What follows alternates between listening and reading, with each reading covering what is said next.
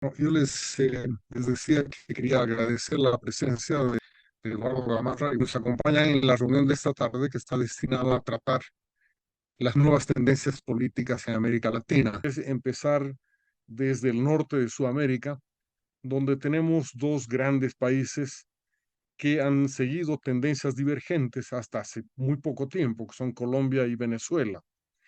Sin embargo, con la elección de Petro, Colombia parece haberse contagiado un poco del populismo outsider, acercándose a las posiciones de Venezuela, mientras que Venezuela parece haber agotado su modelo y parece estarse moviendo ya en otra dirección.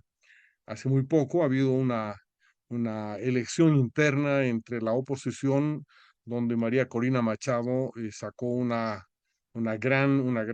gran apoyo de la población para ser la dirigente o la principal candidata de la oposición, lo que no está del todo resuelto, ¿no?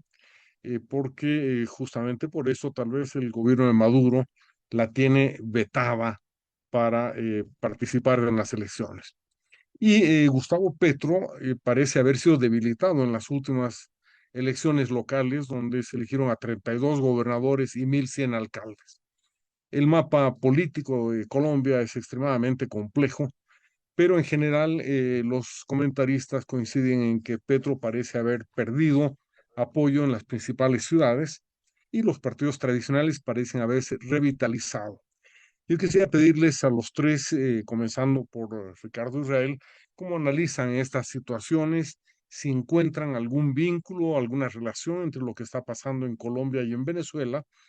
Y la pregunta clave es en qué medida Colombia puede ayudar a democratizar Venezuela, o más bien en qué medida Venezuela podría estar contagiando a Colombia.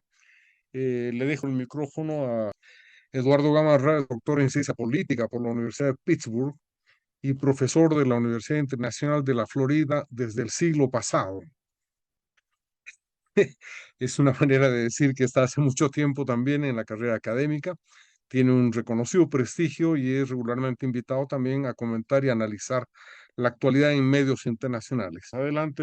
Creo que ese marco general que nos plantea Ricardo nos sirve un poco para entender las tendencias regionales. Eh, Sin embargo, creo que hay que entender el contexto venezolano-colombiano, quizás por una dinámica que hoy en día pues, se caracteriza por un debate en torno a un tema fundamental que afecta a toda la región, que es el tema migratorio. Y creo que el tema migratorio, Ricardo lo mencionó, pero creo que aún no entendemos a cabalidad el impacto tan dramático que ha tenido sobre toda la región, pero particularmente Colombia y Venezuela.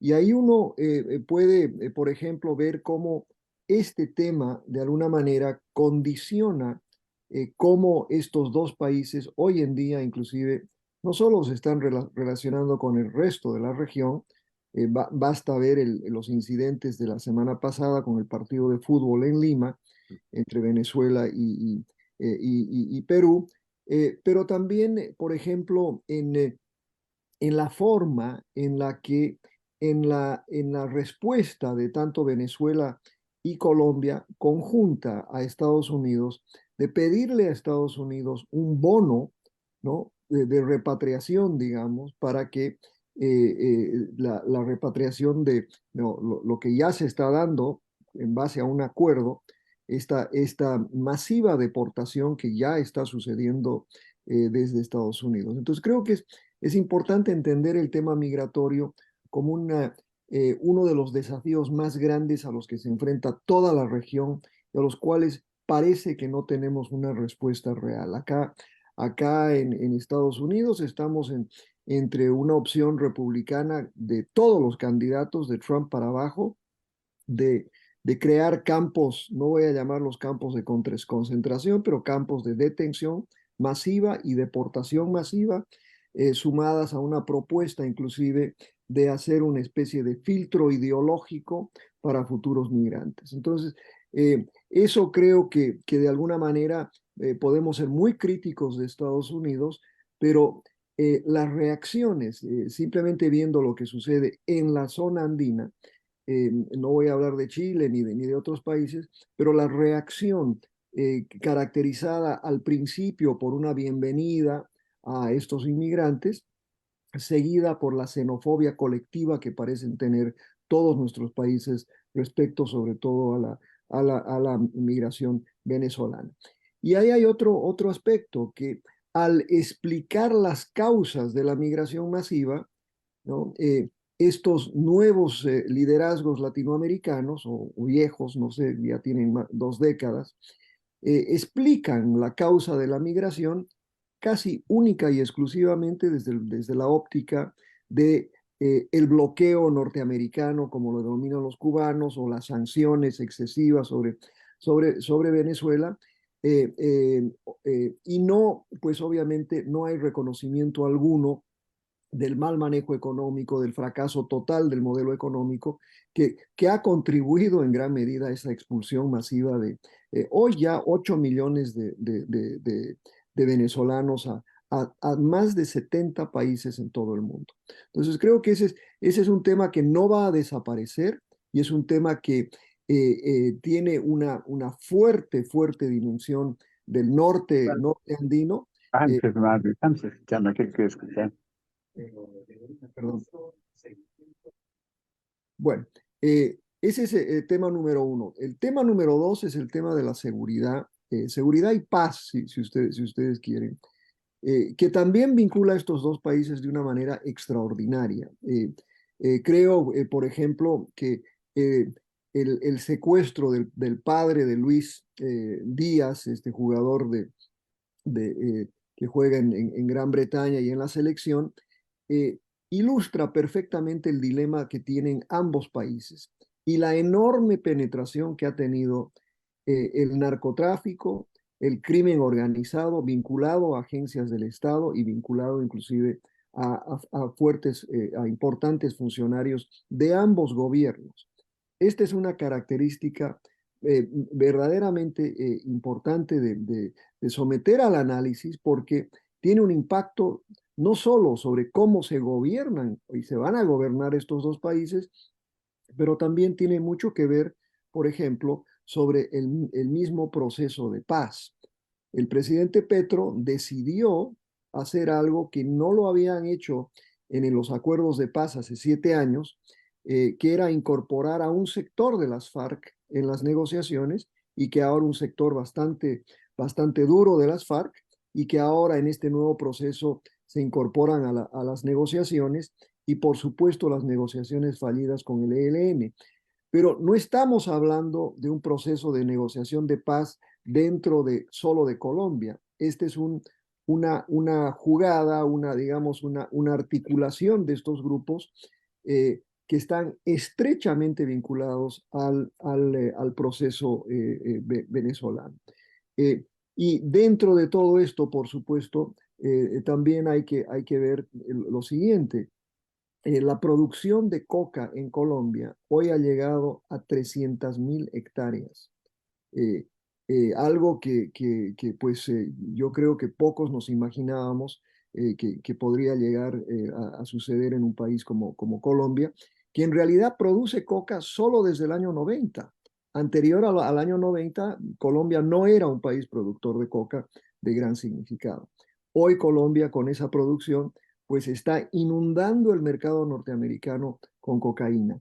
Y eso crea una nueva dimensión también de relaciones con Estados Unidos. Pero quiero finalizar para así poder entrar en el diálogo, algo que mencionó también Ricardo, que no sé si estamos muy de acuerdo en esto, eh, pero sí hay la dimensión norteamericana en ambos países y el proceso electoral en ambos países tiene que ver con la relación norteamericana. Eh, en primer lugar, en el caso venezolano, es pues absolutamente un hecho que Estados Unidos negoció con Venezuela.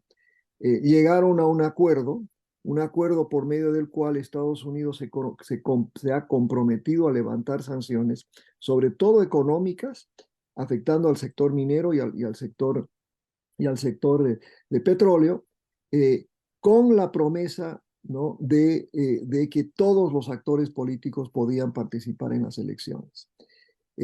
Hoy vemos que bajo las declaraciones de varios actores políticos venezolanos, que María Corina Machado no será candidata, ¿no?, bajo ninguna circunstancia. Y la respuesta norteamericana de varios funcionarios, inclusive de mi propio colega Frank Mora, es que les hemos dado hasta el 30 de noviembre para ver si deciden que María Corina sea candidata. Y probablemente decirles también que si ella no es candidata, no vamos a reimponer las sanciones el 30 de noviembre, sino vamos a esperar hasta dentro de 4 meses. Es decir, es una amenaza completamente ilógica. En 6 meses, todas estas inversiones que se han reabierto van a continuar. Y ahí lo que Ricardo decía es absolutamente importante.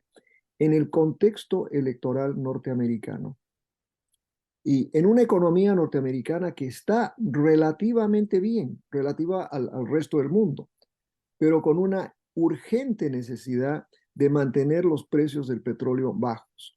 En las últimas 2 semanas el precio del petróleo en Estados Unidos ha bajado mucho, ¿no? Por lo menos el precio en la bomba. Eso tiene que mantenerse para los próximos 10 a 12 meses. Caso contrario, los demócratas tendrán un serio problema en las urnas. Y yo creo que solo pueden lograr eso manteniendo un flujo continuo de varios lugares, aunque el petróleo venezolano en este momento no sea tan significativo, pero sí tiene un impacto enorme sobre varias compañías que han invertido muchísimo esfuerzo en lobby para lograr el levantamiento de estas sanciones. Entonces, dado ese contexto, hoy en día, a pesar de que Maduro y Petro son quizás los representantes más extremos o quizás los únicos que van a estar en posición de fuerza de este denominado socialismo del siglo XXI, Estados Unidos no va a presionarlos de una forma extrema, va a intentar trabajar con ellos y les va a aguantar mucho más de lo que probablemente uno hubiera esperado en una situación diferente.